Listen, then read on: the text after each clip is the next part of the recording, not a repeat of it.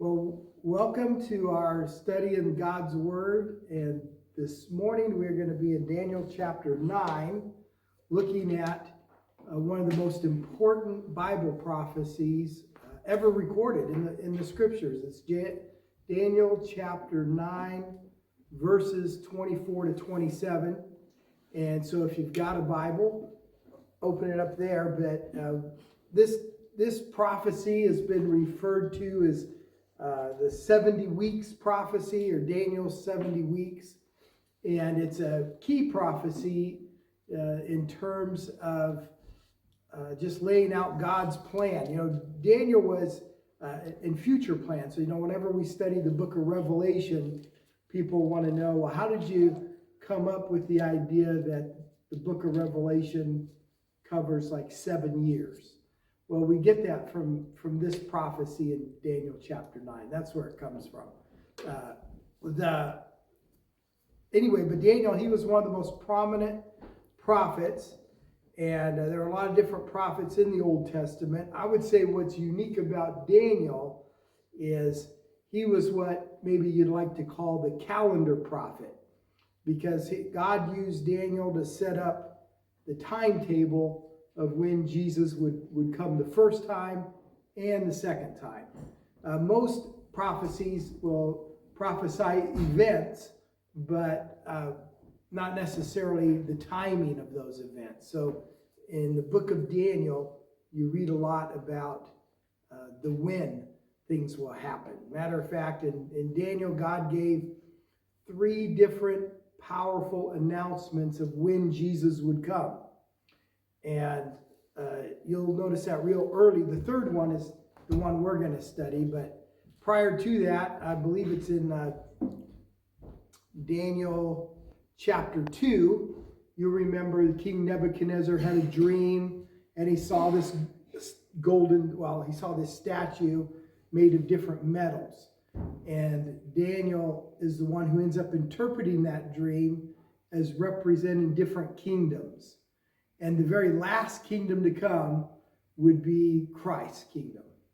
And so he describes the major empires of the world and what will happen.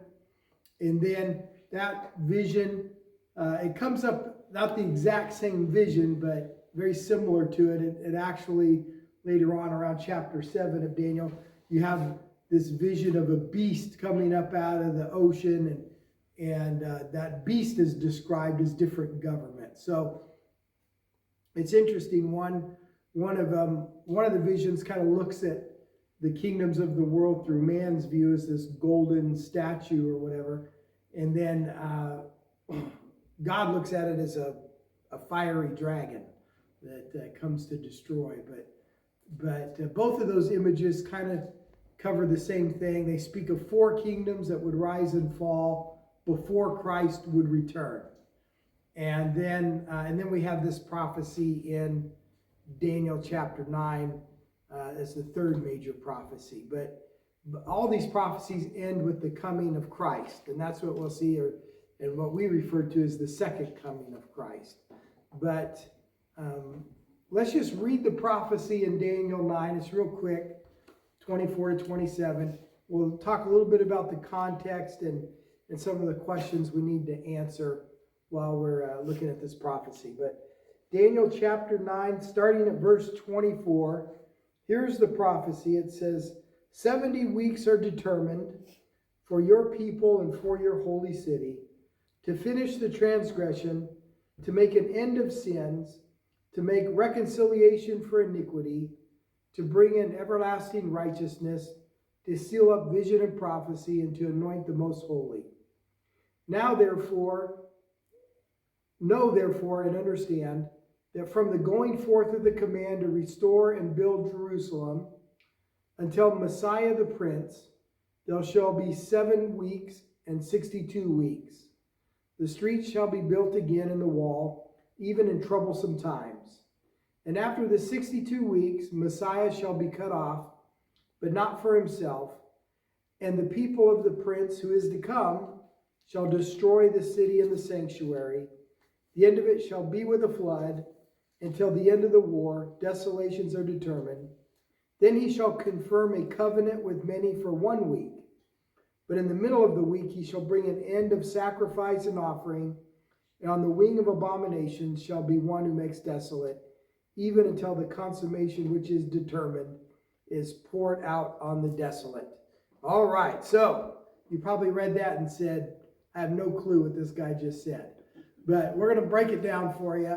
A lot of it is, we'll see in its context. But anyway, concerning this particular prophecy, there's a couple of things that will help us navigate what it means. First of all, we have to know, who is God dealing with? Is he dealing with the nation of Israel? Is he dealing with his church? Is he dealing with the world?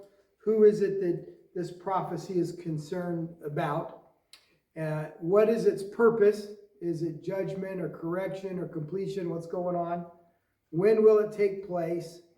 And, those types of things. So, without a doubt, the first part of the prophecy is a revelation of the Messiah, a revelation of Christ.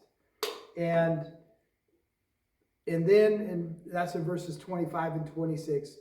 We'll see it also in 26, 27, what we refer to as the Antichrist come on the scene. But anyway, before we get into all the details, the nitty-gritty of each verse, just a quick introduction on chapter 9.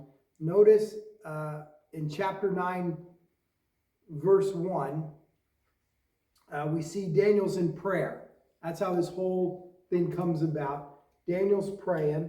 And notice what he says in chapter 1 there. It says, in the first year of Darius, the son of Xerxes of the lineage of the Medes, who was made king over the realm of the Chaldeans in the first year of his reign, I, Daniel, understood by the books the number of the years specified by the word of the Lord through Jeremiah the prophet, that he would accomplish 70 years in the desolations of Jerusalem.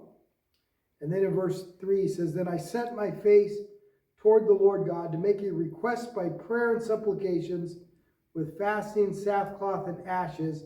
And I prayed to the Lord my God and made confession.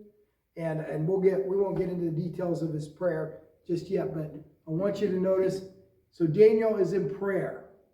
And he tells you, hey, this is at the beginning, the first year of Darius's reign. And remember, the Persians had conquered the Babylonians. Originally, Daniel, he was just a teenage boy. Now he's in his, I think, 80s. But when this chapter takes place. But you remember, Daniel he was part of the Jewish nation when they were conquered by the Babylonians as a judgment, right? God was judging the nation of Israel, and he allowed the Babylonians to take them into captivity. And Daniel was just a teenager when that happened. So now here he is, an old man, and he's studying the Bible, and he realizes that in the book he's reading the book of Jeremiah. So you can read the book of Jeremiah if you like. But in the book of Jeremiah, he realizes that Jeremiah had told him that this judgment would last 70 years. And he's in his 80s now, and he was a teenager when I was getting close. And he's thinking, oh, this 70 years is going to come to an end, and then what? And I think Daniel's thinking, well, when the captivity's over, the Messiah is going to come, right? That's what he's praying about.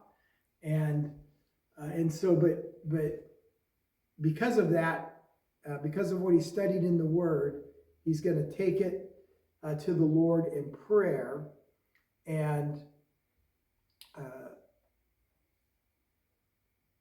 he's praying over his specific circumstances. He's praying about, when exactly is this 70 years going to be up? When is it going to end? So he's in prayer very specifically for his people, the Jewish nation. I think it's important we realize that. That's the Israelites, right? That's what he's praying about. Hey, the captivity is going to end for my people. Is God going to establish his kingdom that he had promised now? That's what he's praying about. So God's going to show him his plan. That's going to be God's response to his prayer. And the real answer to his prayer is, yes, Daniel, The Messiah is going to come. It's just not going to be right now.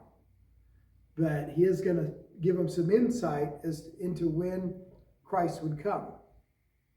So anyway, we've got the 9th chapter here. Let me scroll up on my notes. He's got what he's planned on. Now, they use this captivity. They call it the desolation, right? And that's what he calls it, the 70 years of captivity. Notice also a couple of things there at the beginning of Daniel. We're told he's praying about years, right? The 70-year captivity. That's going to be important. And he's praying about his people and when is God going to deliver them. And you'll notice God's going to talk about, in this prophecy, God talks about their deliverances. He's actually going to talk about not only this deliverance, but 2 more deliverances, right? So they're going to be delivered. One of them's, of course, the deliverance from sin. If you keep reading 26, 27, and the Messiah comes to establish righteousness. But anyway, there's going to be about, that's really probably my first point. There's really about 9 points in this prophecy we got to talk about. So it's going to take us a few these short devotionals to get through that. But the first point is that it has to do with Daniel's people, Daniel's city, and the nation of Israel. So notice in verse 24. Even says it in verse 24. 70 weeks are determined for your people and for your holy city. So what is he talking about there? The Jewish people, that's Daniel's people. The holy city is Jerusalem. Okay? Now the reason why that's important, you think, well, you've wasted the last 5 minutes of my life talking about this. Here's the reason that's important. Because a lot of people think that these prophecies are about the church or about something other than Israel. A lot of people think the Great Tribulation, that has nothing to do with the nation of Israel. And we'll find that it has everything to do with the nation of Israel.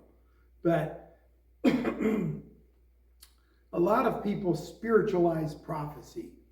So you'll notice it becomes real obvious when people are doing that. When you ask them in Revelation 7, for example, who are the 144,000? Well, the Jehovah's Witnesses are going to tell you they're the 144,000. And the Mormons are going to tell you they're the 144,000. And the Seventh-day Adventists are going to tell you they're the 144,000. And some people think the church is represented by the 144,000.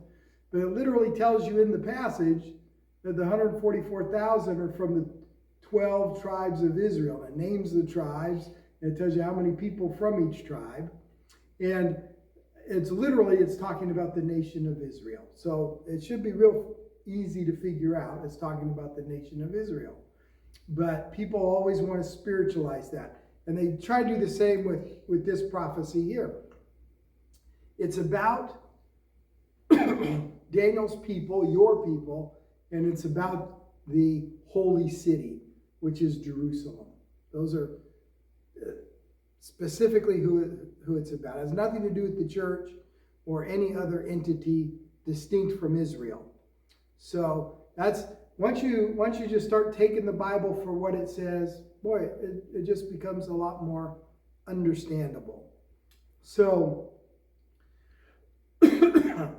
what God's going to reveal to Daniel about Israel is some real simple things. The Babylonian captivity is going to end.